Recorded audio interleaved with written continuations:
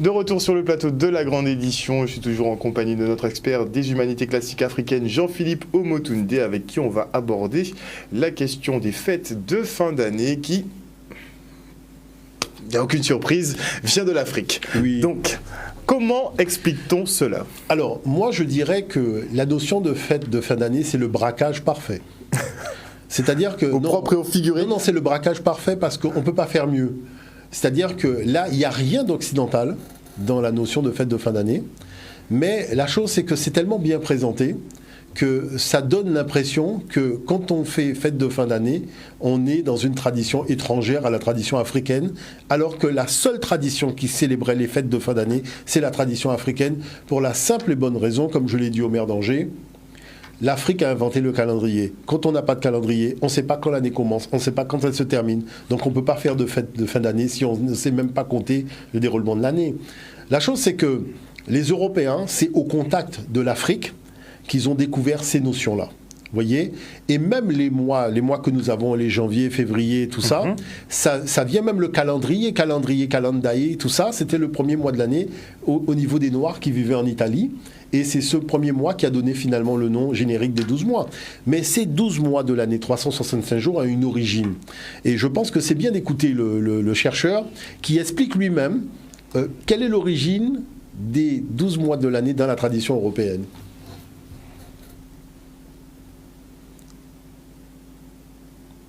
Voilà une des choses. Et une autre chose aussi qui est assez étonnante, c'est de voir que nos mois, on appelle le mois de septembre, d'octobre, novembre, décembre. Alors on pourrait penser que c'est le 7e mois, 8e mois, 9e mois. Ben non. Octobre, justement, c'est le 10e mois. C'est assez curieux. En fait, ça vient du calendrier romain, donc, qui, lui, est un héritier, justement, du calendrier égyptien. Et donc, Jules César a eu la bonne idée, donc, d'aller à Alexandrie et de copier, finalement, le calendrier égyptien. Il en a fait le calendrier julien, qui est un calendrier génial, vraiment génial. Alors, ça commençait au mois de mars, comme le calendrier romain d'avant. Mars, avril, mai, juin, juillet, août, septembre, c'est bien le 7e mois, octobre, le 8e mois, novembre, 9e mois, décembre, 10e mois, et le dernier mois, étant le mois de février, eh ben, c'est là où il ajoutait un jour tous les ans. Le premier mois devait avoir 31 jours, le deuxième mois 30, 31, 30, 31, etc. jusqu'au bout, et à la fin 30, et tous les 4 ans 31. Parfait. Puis il meurt avant d'avoir vraiment tout réalisé son truc, et du coup, et en plus de ça, ça fait un gros scandale, parce qu'il avait perdu quelques jours. Ça, les gens avaient perdu quelques jours de travail, etc. Donc ça allait pas. Mais quand même, on a trouvé que c'était finalement pas si mal. Alors on lui donne comme nom le calendrier julien, et on donne à Jules César donc le nom d'un mois, le mois de Quintilis qui devient le mois Iulius, juillet, mois de Jules. Mais pendant une dizaine d'années, personne n'arrive à comprendre l'histoire des 4 ans, ils font ça tous les 3 ans, enfin n'importe quoi. Et puis finalement, ça ne va pas. Et c'est Auguste qui reprend le calendrier à son compte et qui dit, bon bah très bien, on va remettre ça bien, et à partir de là, ça sera intangible et on va faire ça très très bien. Donc effectivement, c'est ce qu'il fait. Mais les marchands disent, ah oui mais non, nous, on veut pas commencer comme les militaires l'année avec Mars. Nous, les marchands, on commence avec Janus, avec le dieu Janus, c'est-à-dire celui qui regarde à la fois le passé et l'avenir. Et donc c'est le mois de janvier. Il faudrait bien que ce mois de janvier ait 31 jours. D'accord? Alors on enlève un mois à février, on enlève un jour à février. Puis d'un seul coup, on dit, puisque c'est Auguste qui a pu rétablir ce magnifique calendrier, il a bien mérité d'avoir un nom de mois. Et ce qu'il faudrait, c'est celui d'après juillet, quoi, d'après le mois de Jules, après qu'il y ait le mois d'Auguste. Auguste dit oui, en plus ça tombe bien, puisque j'ai gagné beaucoup de batailles justement pendant le mois d'août, enfin ça tombe très bien. Donc on donne Sextilis qui devient Auguste. Et Augustus n'a que 30 jours. Alors là, Auguste n'est pas content, évidemment. Jules César a un mois de 31 jours, et lui, il n'aurait qu'un mois de 30 jours, c'est pas possible. Donc il rajoute un jour. Pour ça que août a 31 jours, et évidemment, on en enlève encore un autre à février. Et donc, effectivement, notre mois de février devient un mois de 28 jours, et voilà. Alors je suis content effectivement que vous repassiez ce document, puisque j'étais tombé dessus il y a à peu près 2 ou 3 ans de ça, et j'avais trouvé ça particulièrement choquant effectivement de se rendre compte que notre calendrier en fait était basé sur des égos, égos d'hommes, des égos d'hommes avaient été construits là-dessus. Effectivement, mais c'est-à-dire que ce qu'il y a de dommage, c'est que quand cette notion est présentée aux élèves, on ne dit pas que ça vient d'Afrique. Vous voyez, on ne dit pas que le calendrier de 365 jours avec les 12 mois de l'année vient du continent africain. Vous voyez, ça qui est dommageable. Maintenant, la problématique de fond, quand on arrive à la période de fête de fin d'année, c'est que on voit véritablement à quel point l'Afrique noire a initié l'Europe sur la voie de la civilisation. Parce que quand c'était les fêtes de fin d'année, la population africaine de l'époque avait l'habitude de se souhaiter la bonne année. Donc on disait bonne année, donc Renepet Neferet, Upchen Renefet Neferet, on va voir ça tout à l'heure. Et c'est vrai qu'on se faisait des cadeaux. Donc toute cette tradition festive de se souhaiter donc les meilleurs vœux, meilleur nouvel an, et de se faire des cadeaux, vient du continent africain. Mais le temps que les Européens ont passé en Afrique au contact de cette civilisation, parce que tout commence avec Alexandre le Grand qui arrive en 332 de l'ère ancienne africaine, eh ben, ils voient une civilisation qui fonctionne avec ses fêtes. Et le côté grandiose et majestueux de toutes ces fêtes-là va faire que, finalement, ils vont vouloir copier ces fêtes-là, mais les habiller avec un certain nombre de choses. Et c'est pour ça que je dis, parce que je vois un certain nombre de choses, beaucoup de gens essayent d'expliquer les fêtes de fin d'année par l'entremise de la civilisation romaine ou l'entremise de la civilisation grecque. Il faut savoir que le savoir des Romains et le savoir des Grecs vient du continent africain. Et il va y avoir une espèce d'habillage que je vais essayer de vous expliquer vraiment très simplement. Le nouvel an en Afrique se passait le 19 juillet. C'est-à-dire le 19 juillet, c'est le nouvel an. Et il y a une étoile particulière qui apparaissait dans le ciel, qu'on appelle le lever iliaque, en même temps que le soleil, donc qui est l'étoile Sotis, l'étoile Sirius. Et c'est cette étoile-là qu'on plaçait au sommet d'une petite construction pyramidale. Et c'est pour ça qu'au sommet du sapin, on met l'étoile. Et c'est cette étoile-là qui va donner le star system, avec donc cette étoile qu'on voit dans les émissions de télévision, à la recherche de la nouvelle star. Ça vient de l'étoile Sirius. Mais c'est cette étoile-là qu'on plaçait au sommet donc, de la construction de forme pyramidale. Maintenant, autre chose, c'est que la divinité même de cette étoile, c'est aussi, Sopédète, c'est la forme pyramidale. C'est déjà ce triangle très élevé avec l'étoile au-dessus, puisque effectivement, cette divinité avait l'étoile sur la tête. Donc qui est autre que l'étoile Sirius d'Acéta, donc d'Isis, donc la fameuse épouse d'Osiris. Donc on voit qu'à ce niveau-là, les choses sont quand même extraordinaires. Maintenant, le deuxième problème qui vient se greffer là-dessus, et là, je dis, il faut vraiment être très pédagogique pour comprendre ça, c'est que les mouvements religieux judéo-chrétiens ont plagié une fête africaine qui se déroulait en décembre. Et ce plagiat, il est quand même éhonté parce qu'on ne peut pas combattre ce qu'on appelle le monde païen et récupérer en même temps ce qui était de l'ordre du monde païen. Maintenant, qu'est-ce qu'on appelle le monde païen ?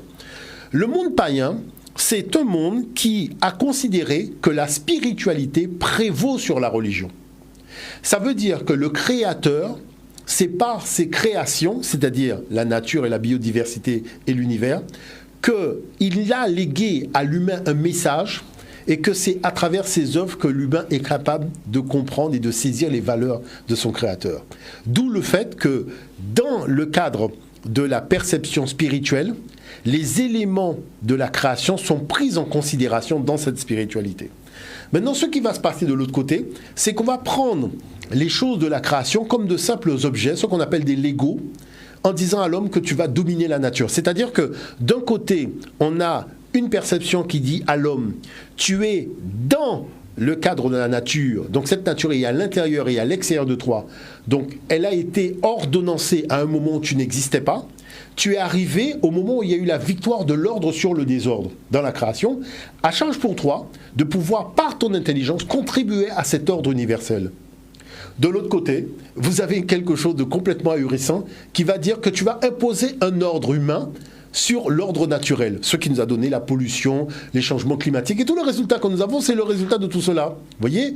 Et ce qui est intéressant, c'est de voir le deuxième document, parce qu'en parler comme ça, je dirais, ça donne l'impression que voilà, on a soulevé la cocotte minute, mais il faut regarder ce que disent les chercheurs eux-mêmes. Prenons le temps de regarder le deuxième document, et là, les choses sont déjà explicitées avec beaucoup plus de détails.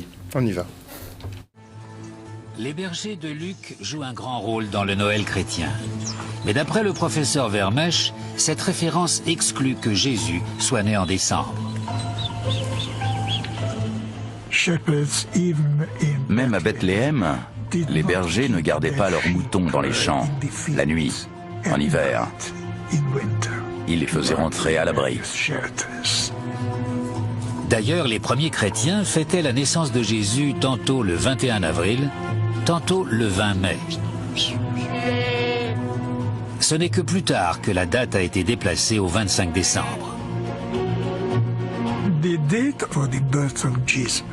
La date de la naissance de Jésus est une institution chrétienne qui remonte au IVe siècle. La date du 25 décembre a été choisie parce que dans le monde romain, elle correspondait à une fête, celle de Sol Invictus, le soleil invaincu. Une fête de la lumière s'est simplement transformée en une autre. Pour les chrétiens, le Christ est la lumière au monde.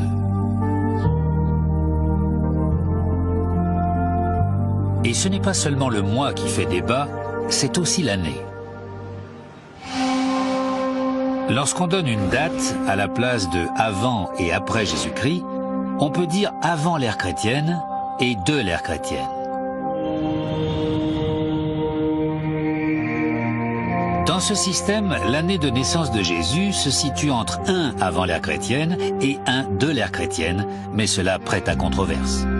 Luc mentionne un recensement effectué en l'an 6 de l'ère chrétienne, l'année où la Judée est devenue une province romaine. Et il associe la naissance de Jésus à cet événement. Il explique aussi que l'enfant est né au jour d'Hérode, que certains ont pris pour Hérode le Grand. Le problème, c'est que cet individu est mort en 4 avant l'ère chrétienne. Si Luc fait référence à Hérode le Grand et non à son fils Hérode Archélaos, son récit ne fait qu'embrouiller les choses, car les spécialistes pensent qu'un recensement n'aurait pas été demandé par les Romains au temps d'Hérode le Grand. Le roi Hérode était ce qu'on appelait un client de Rome. Et les monarques, comme lui, qui étaient des amis, n'étaient pas tenus par les Romains de procéder à un recensement.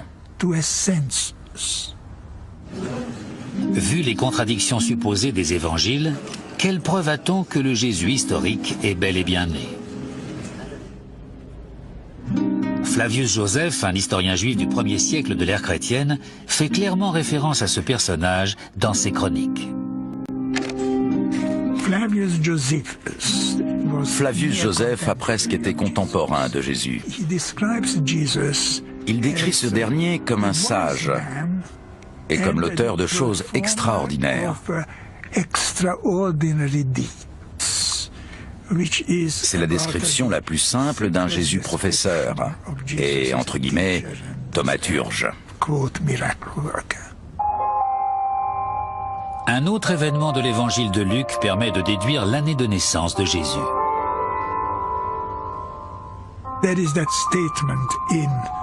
Une phrase de l'évangile de Luc explique que lorsque Jésus est apparu en public, il avait une trentaine d'années.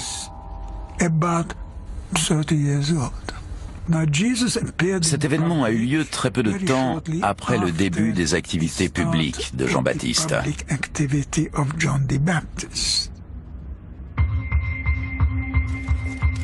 Toujours d'après l'évangéliste, Jean-Baptiste fait parler de lui en l'an 15 du principat de Tibère César, c'est-à-dire en 29 de l'ère chrétienne. Si Jésus avait 30 ans à cette date, il serait donc venu au monde en l'an 1 avant l'ère chrétienne. Or, il aurait fallu qu'il ait au moins 3 ans de plus à cette date pour avoir vécu au temps d'Hérode le Grand, ou 7 ans de moins pour être soumis au recensement romain. Un écart d'au moins 10 ans apparaît donc dans le récit de Luc.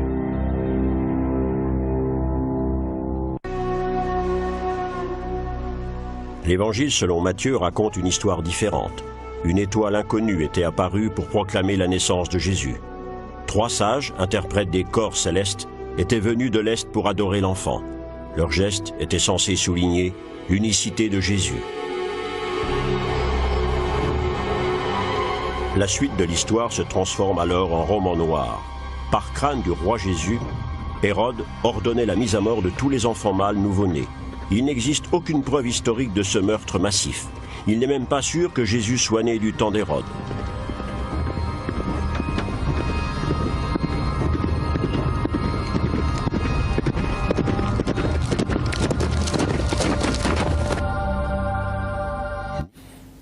La date de la naissance de Jésus qui fait toujours autant débat. Je pense qu'on cherche encore, surtout sachant que les principaux écrits qui relatent sa vie datent de plusieurs siècles après sa mort présumée. Complexe cette histoire. Cette affaire-là, en fait, elle est au demeurant relativement simple, mais elle devient complexe. Pourquoi ? C'est un récit africain. Comme je l'ai expliqué dans mon tome 3 de Cosmogénèse Kamite, comment des divinités africaines sont devenues des saints chrétiens. Toute la trame de l'histoire se déroule au sein d'une civilisation matriarcale qui fait de la spiritualité par la religion.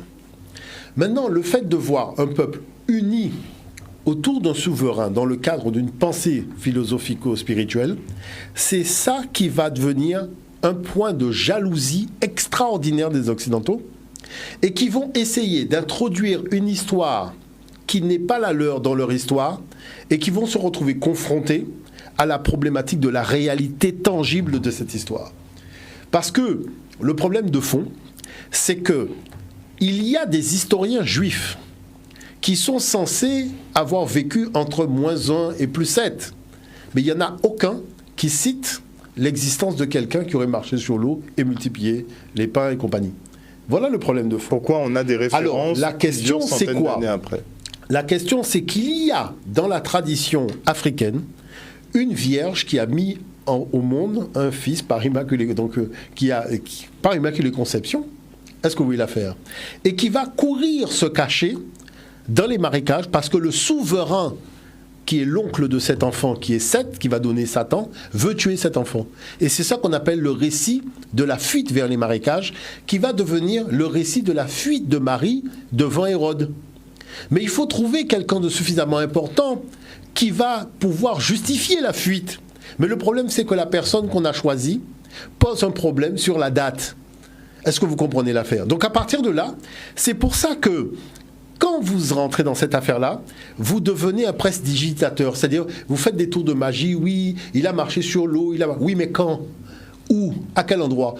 Lac de Tibériade. Moi, j'ai été au lac de Tibériade. Moi, j'ai été au lac de Tibériade. Tu vois, des choses que... Non, il faut aller sur place. Parce qu'il faut bien comprendre une chose. J'ai été en Égypte, j'ai été au lac de Tibériade, et vous comprenez que les choses ont été transposées. Alors maintenant, il faut des éléments tangibles.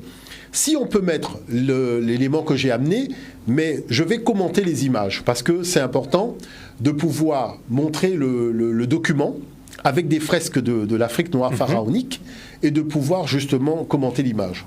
Donc justement, ça c'est notre site internet où on mettra les informations des prochaines conférences que je vais donner donc à nijar.com, où les gens pourront venir nous rejoindre. Donc le calendrier de 365 jours, il faut savoir qu'Hérodote, qui est le père de l'histoire européenne, reconnaît que ce sont les Africains qui ont créé les 12 mois de l'année en se réglant sur les astres. Donc il y avait 3 saisons parce qu'on a combiné un calendrier lunaire qui était un calendrier agraire à un calendrier solaire qui permettait d'avoir une année vraiment juste au niveau de sa durée. Donc vous voyez que les saisons, il y avait 3 saisons de 4 mois, et on a justement des scènes, vous voyez dans les musées, où vous avez ici un noir, un ancêtre, qui est en train de faire l'agriculture avec la houe, donc en train de retourner le sol, pendant que le sol est imbibé d'eau, puisqu'il y a eu la crue du Nil. Donc là, ce sont des choses tangibles. Bon. Et donc, sur la base de tout cela, on va voir que ce calendrier, qui est un calendrier solaire astral, va les amener à répertorier dans le ciel des événements avec un minutage précis. Regardez, la minute est une invention du monde noir, l'heure est l'invention du monde noir, la semaine est l'invention du monde. Regardez les années, et vous avez ça sur le mur de temple. Parce que pour faire l'année 369 jours, c'est-à-dire on connaissait la minute, on connaissait l'heure, on connaissait la seconde. Et vous avez le texte ici, donc qui montre que toutes ces choses-là étaient déjà connues. Quand on souhaitait la bonne année, Renepet Neferet, là vous avez bonne année. Justement, donc ce qui permettait aussi, en amplifiant, de dire Upchen Renepet Reneferet, c'est-à-dire que là on insiste sur le fait de souhaiter la meilleure vœu véritablement aux gens. Et on voit qu'il y avait déjà des cérémonies festives. Vous voyez, les cérémonies festives étaient déjà là et on avait déjà le vin, on avait déjà le foie gras, on avait déjà tout ça. C'est-à-dire que toutes ces choses-là qu'on regarde aujourd'hui ne viennent pas du monde occidental. C'est-à-dire que tout ça, c'est le monde africain et on a délocalisé, si vous voulez, l'économie africaine pour la transposer parce que prenons le foie gras. Et justement, j'ai une étudiante en Martinique qui va faire un travail de fond sur l'origine africaine du foie gras. On voit ici que le fait de gaver les oies, vous voyez, pour obtenir le foie gras, 2500 de l'ère ancienne africaine. C'est-à-dire que vous avez pratiquement 5000 ans d'histoire devant vous, et vous voyez que les gens faisaient déjà donc le foie gras en Afrique. Et les fresques murales sont là pour le rappeler. Au demeurant, aujourd'hui, sur la plupart des sites internet, on rappelle que c'est une tradition qui vient de l'Égypte, qui vient de l'Afrique. Et on voit ici que là-dessus, on ne peut pas tricher. C'est-à-dire que là, c'est clair, c'est net et c'est mathématique. Voyez, donc ça c'est important de pouvoir le souligner en montrant que vous avez des activités qui sont restées les mêmes entre le fait de préparer donc le foie gras autrefois et la préparation du foie gras aujourd'hui. Voyez, donc c'est quand même surprenant de voir que nous sommes à l'aube de 2019 et on découvre des choses. Bon, maintenant, loi festive, c'est quoi? Durant les fêtes de fin d'année, les anciens disaient qu'il fallait manger un animal à 2 pattes. Parce que c'est un événement solaire. Regardez le site CatoWeb qui dit que, vous voyez par exemple ici le sapin, vous avez l'étoile qui est au-dessus. Donc du sapin, de Sopédet, parce que effectivement, c'est une tradition qui vient du continent africain. Et dans l'image que nous avons, le site CatoWeb, qui est un site donc chrétien, on demande aux gens de manger l'oie lors des fêtes de fin d'année. Parce que l'oie est un symbole solaire. Parce que les fêtes de fin d'année ont été faites par rapport à un événement stellaire qui est le solstice d'hiver. Le solstice d'hiver, c'est-à-dire c'est le moment où le soleil va être régénéré et va reprendre le pas sur les ténèbres. Regardez tous les magazines disent non, Jésus n'est pas né le 25 décembre. Donc c'est-à-dire tout le monde va chanter l'histoire de quelqu'un qui n'est jamais arrivé à ce moment-là. Est-ce que vous comprenez ce que je veux dire par là? Et vous avez ici l'évêque d'Arras qui dit mais bien sûr, c'est volontairement que l'Église a placé les fêtes de Noël le jour du solstice. Regardez la fête païenne du solstice d'hiver. Le signe est magnifique, mais il était déjà magnifique pour les païens. Pourquoi on les a combattus? Les rayons du soleil sont au plus bas de leur déclin. Progressivement, le jour va s'imposer à la nuit. La lumière va triompher. Mais c'était exactement ce que nous disions et que nous leur avons enseigné quand ils sont arrivés en tant qu'analphabètes. Maintenant, prenons la naissance divine. Vous avez l'envoyé de Dieu qui va annoncer à la femme qu'elle va avoir un enfant divinement. Vous avez la naissance divine de l'enfant, mais c'est pas tout. C'est pas tout. Tout le récit de la naissance divine de l'enfant est déjà inscrit sur les temples de l'Égypte pharaonique parce que c'est une histoire africaine. C'est une histoire africaine, on a blanchi les personnages. Regardez, vous avez l'annonciation, vous avez la visitation, vous avez la présentation de l'enfant, vous avez ce fils-là qui est en train de juger les vivants et les morts, et vous avez les rois mages, et justement les images de la conférence que je vais faire, alors je vais résumer ça parce que c'est important de le comprendre, c'est-à-dire les 3 rois mages sont 3 étoiles qui sont dans le ciel. Et qui sont alignés sur l'étoile Sirius et qui donnent le lieu où va naître le soleil régénéré. C'est-à-dire tout ça est fait pour ça. Maintenant, c'est vrai qu'il y a une conférence que je ferai sur cette question-là, techniquement, donc à l'espace Le Couloir, le 21, donc le 21, et le 20, on fera une conférence sur le gros cas, mais revue et corrigée par les humanités classiques africaines. C'est-à-dire que moi, ce que j'essaye de montrer, c'est que, vous savez, l'histoire, c'est un problème de paradigme. Lorsque vous racontez l'histoire selon le paradigme occidental, il y a toute une série de documentations que vous allez mettre de côté ou que volontairement vous n'avez pas montré. Lorsque vous faites l'histoire selon le paradigme africain, vous êtes obligé de tout montrer parce que vous êtes obligé tout simplement de montrer comment une idée africaine est ce qu'il en est advenu de cette idée-là aujourd'hui. Et la chose, c'est que la documentation africaine, elle est tellement aboutie, personne ne peut nier que cette idée aujourd'hui occidentale ou asiatique ou autre n'a pas sa source vis-à-vis du continent africain. Et vous voyez, quand vous prenez par exemple la notion du yin et du yang, donc ce fameux symbole yin et yang chez les Asiatiques, c'est un symbole africain qu'on leur avait expliqué à l'époque du solstice d'hiver et du solstice d'été. Parce que le solstice d'été, c'est le jour le plus long, c'est-à-dire c'est le jour où la durée de la lumière est la plus longue, mais la durée de la nuit est la plus courte. Et vous avez le contraire au solstice d'hiver, c'est-à-dire la durée de la nuit des ténèbres, ben c'est énormément long par rapport à la durée de la lumière. Et ces deux points représentent ces deux centres de l'univers qui basculent et qui rebasculent. Et c'est ça qui fait, en fait, la notion du combat de la lumière contre les ténèbres. Est-ce que vous voyez l'affaire? C'est-à-dire, quand les ténèbres prennent le pas sur la lumière, eh bien, la lumière, elle va vers le temps de régénération. Qu'est-ce qui a fait qu'on s'est retrouvé au 25 décembre? Parce que Jules César a foiré. Jules César a complètement foiré la gestion du calendrier. C'est-à-dire qu'ils ont repris un truc qu'ils ne savaient absolument pas faire fonctionner. Et qu'une fête qui était le 21 en raison du solstice s'est retrouvée le 25. Mais le 25, c'est pas n'importe quel jour. Parce que il y a une chose qu'il faut quand même à un moment dire, c'est que dans le ciel, il y a une croix qui s'appelle la croix du Sud. Et la croix du Sud, c'est celle qui donne la direction du pôle Sud. Et quand on arrive donc dans l'inclinaison maximale de la Terre, le Soleil se retrouve positionné 3 jours précis au niveau de cette croix. C'est-à-dire le 22, le 23 et le 24. Et le 25 décembre, le Soleil remonte vers le nord. Donc c'est pour cette raison que, à ce niveau-là, on a associé le repas festif à un animal qui s'envole pour s'associer au soleil qui est venu au niveau le plus bas et qui va remonter vers le nord pour apporter le printemps et apporter l'été. Donc tout cela a une signification parce que c'est une spiritualité arrimée au fonctionnement stellaire de l'univers. Vous voyez ce que je veux dire par là ? Et c'est ce qu'on appelle païen, parce qu'il faut bien expliquer, ce qu'on appelle païen, c'est tout simplement une tradition spirituelle ancrée dans les éléments vivants de la création. Et ça, il faut quand même le rappeler. C'est intéressant, effectivement. Chaque fois intéressant de voir que tout a une explication tout logique a une explication et rationnelle. Totalement. Il suffit juste de la voir. Totalement.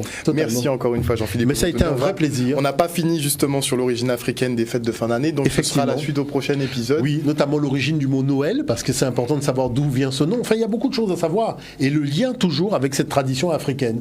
Vous voyez, donc ça c'est important de le souligner. On va le développer dans nos prochaines éditions et j'espère qu'on pourra en faire une aussi sur le gros cas. Oui, vous m'avez parlé de choses un peu plus intéressantes sur le gros temps cas. De le faire. Donc, parce que je pense que c'est important. Beaucoup de gens m'ont appelé d'ailleurs, et je pense qu'il y a ce besoin d'avoir une lecture dans les humanités classiques africaines du gros cas. Merci encore une fois Jean-Philippe Omotunde d'être venu sur ce plateau ce soir.